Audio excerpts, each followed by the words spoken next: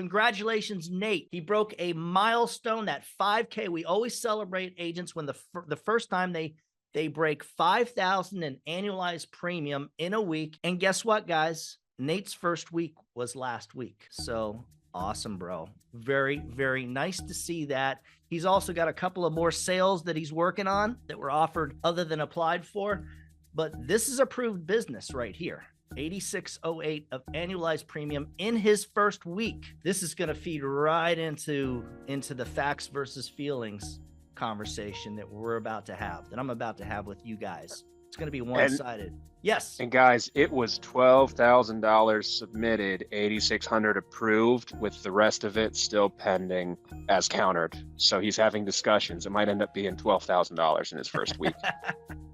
Beautiful. Beautiful. Thank you, Brandon. Nate, keep up the good work. So let me just say this. Nate, he's doing the dials. He's doing the work right from the start, and it's paying off. Now, it doesn't always. You can do the work. You can do the dials when you're brand new at this.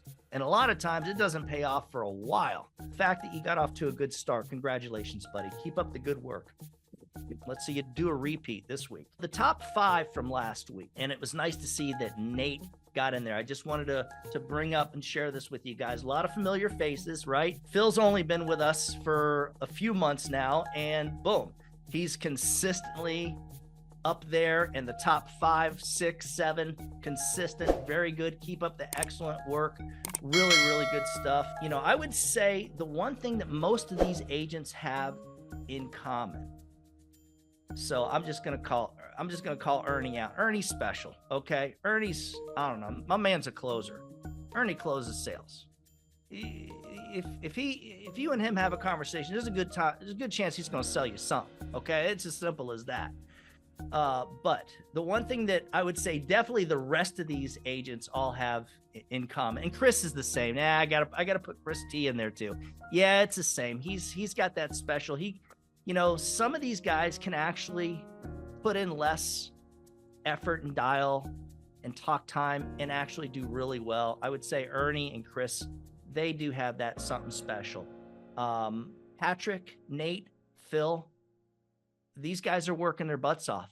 Patrick's been with us now for a couple of years, and he's consistent. And I would say, you know, he really puts in the work, you know, so it's nice to see a pretty consistent top 5, 6. Usually it's always the top 7 agents. And guys, I mean, we don't have 20 agents on the platform every week, guys. You know, actually, we've only done that a few times. Now, let's talk about facts versus feelings and the self-fulfilling prophecy. Every year we get, and it's funny, a lot of times it's some of the top agents will share this same commonality, this same story, the story of, man, this state is killing me. Can we try a different state? I'm just not getting anywhere working in one of my states. So maybe they'll have 2 or 3 states that we're targeting.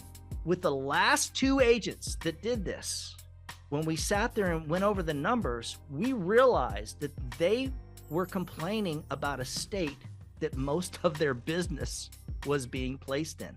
And one of the agents was one of the guys you see on that top 10 all the time. This is where we talk about facts versus feelings. And I think what happens is, you know, guys, we're human. Yes, sure. Sales professionals are professionals, but we're still human. When you get no and excuse after excuse only to make, you know, a small amount of sales, that's basically what we're doing. If you compare the no's, yeah, okay, so maybe I'm not talking about Ernie or Chris T. They, like I said, they've got the special closing ability, magic thing going on, right? But with most of us, you start hearing no a lot, and it starts to mess with you. It starts to affect you. And the next thing you know, you start thinking something that's not real. Like the fake news thing. You know, when I say fake news, here, let me give you a better example. I was thinking about this morning. If you're raising a child and you're constantly telling the child that they're naughty, that they're a bad child, they will believe you. They will start to believe you. They will start to think that it's true, even though they're just a regular kid.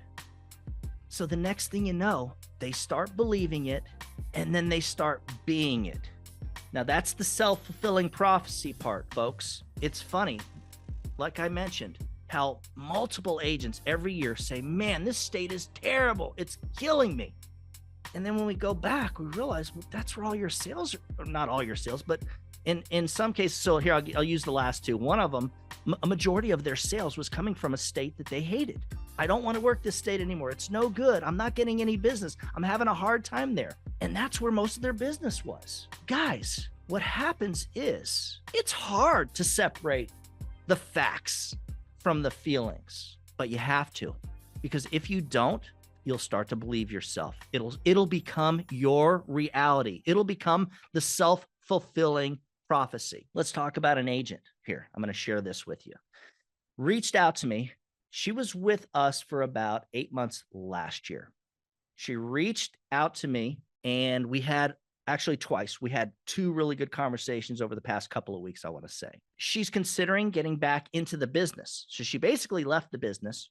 She was smart. She took care of her book of business. When she quit, she didn't let clients fall off. She fought for the sales. She's still got contracts with us. Heck, she can still write business. She might be rewriting some of her clients if she has to. That's what you have to do, right? So she's doing it right. She's hanging in there, but she went back to doing what she used to do, which was basically customer service. Here's the crazy part. When I asked her, why she kind of gave it up, she had had a couple of bad months. Okay, so I want to say her November and December were pretty bad. The very little profit. But I asked her, I says, all right, I get that. But when you look at the whole year, how did you do? She told me she made more money last year than she's ever made in any year ever. And now she's working a job. Okay, we talked about that number. That number was, okay, it was an 8-month period. It was only around $70,000 profit. With clients falling off, etc., her profit margin over that 8 months, and guys, we talked about this. She never put in a 35-hour week. She never did that. She never even put in, they're nowhere near 40 hours. 8 months that she worked, not 40 hours and not every week. She took a couple off. She literally made more money doing this business than she had ever made before and that she's going to make this year. This year. So now she's doing this customer service thing where she is working 40 hours. She's working 40 plus hours to make less money. When we got down to it, I realized that a part of it was it didn't feel like she was making that much money because she's investing so much into it. So here you are, guys. Here, what we're doing is we're buying money in a sense. We're taking our $1,500 every week and trying to turn it into $3,000, $4,000, $5,000, $6,000. Some of us are spending $2,000 a week to try to turn that into $4,000, $5,000, $6,000, $7,000, $8,000 profit, right? That's what we're doing. When you're spending that money week after week, it feels like something that's not true. And that's what basically was going on with her. And so here's the funny part. The conversation started because she's being recruited by a company, by one of those companies that we've all heard of, multi-level marketing company that's going to pay her less commission, that's basically drawing a picture of how amazing their system is. And guess what? She'll be working aged leads right from the start. So imagine that nightmare. She's got someone trying to convince her that life is going to be so good with them when she's already done it basically at a pretty high level too. If you think about what she made her first year in the business, more money than she's ever made in a full year. Guys, understand what we're doing. When we make a suggestion, it's not so that we can give you bad advice and make us a profit. That doesn't make sense. We only make money when you make money. Trust in the system. I know it's hard to have faith in other people because, we get that fake news thing. I start thinking things. Wow, this seems this way. And the next thing you know, it becomes my reality. That's the self-fulfilling prophecy. Trust in what we do, because a lot of times things feel a certain way, but that doesn't mean that they are a certain way. And the next thing you know, we have to kind of step in it. to realize, oh shit, so this is the reality. And some of us won't. Some of us will say, man, I'm stepping in this, but it doesn't make sense because, you know, my feelings are leading the way. Let's talk about what I touched on a little bit, my $1,000 versus your $1,000. Here's where we talk about being your best. I'm no Ernie. I'm no Chris T. I can admit that. I am not going to have a closing percentage that they have. If I get on the phone right now, if I had to do that, if I had to get on the phone and do exactly what you're doing, which I've done in the past, I know it's going to take a long time for me to potentially get a closing percentage, to be able to do what the kind of stuff that these guys do, that some of these agents are doing. It may take me $2,000 a week to make, I don't know, half of what they make with $1,000 as an example. All right, so here's what I'm getting at. We're buying money. Maybe Ernie can spend $1,500 and then turn it into $5,000, right? Turn it into, let's call it a $3,000 profit. You may be able to do that too, but it may take you $2,500 basically to double it. So we always talk about return on investment. You know, if I invest $1 into this, how many dollars am I going to get back? The cool thing about our system is basically you can buy your way into earning more money than you've ever earned with most businesses. And that's what, let's go back to the conversation I had with, that's basically what she was doing. It felt like she's spending so much money just to basically, you know, when we do the math, basically all she was doing is doubling her investment. You know, it wasn't like she was spending $1,000 and making $5,000. What she was doing, truth was, she was spending $2,000 a week to make more money than she's ever made in her life. If we do the math, to be on target to make over $100,000. So basically just to double that investment. Some of us, look, here's what I do.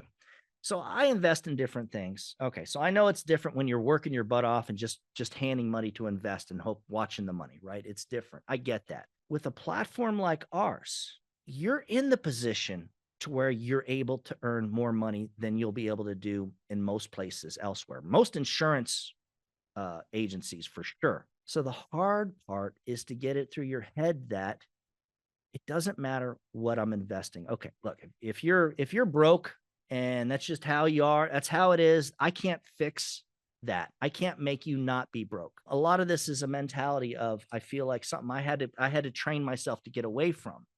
You know, for years, when I first got in the business, you know, spending a few $100s on leads a week was kind of scary. You know, just a few hundred, just like $300-$400. That was scary. So I can understand what a lot of us, when we're new in this industry and we've never done sales, and all of a sudden you've got Doug and Brandon suggesting we start at $800 and then go up from there. It's kind of scary, but guys, it works. You can literally even look here. Let me give you a worst case scenario. In most cases, most people, I think, and look, I would say most people shouldn't be in sales. So let's say most people that are in sales can spend a couple $1,000s on a system like ours and maybe not double that money, but at least turn it into 70,000 a year, 60, 70, 80,000 a year. I don't know. It depends on what you're, you know, it may seem like a lot, it may not. It depends on where you come from and how much you're used to making. Of course, if you're used to making 100 grand a year and you've never done sales and you come into this and you kind of fumble and bumble through the first few weeks, it's going to be hard to justify, you know, keeping going. That's why we always suggest we've got this formula. That's why we say, hey, trust in the system, do this, this, and this. Because when you do this, this, and this, you will most likely get better results than if you do this, this, and something else that you've decided is going to be what you're going to do. Okay, and that's the hard part.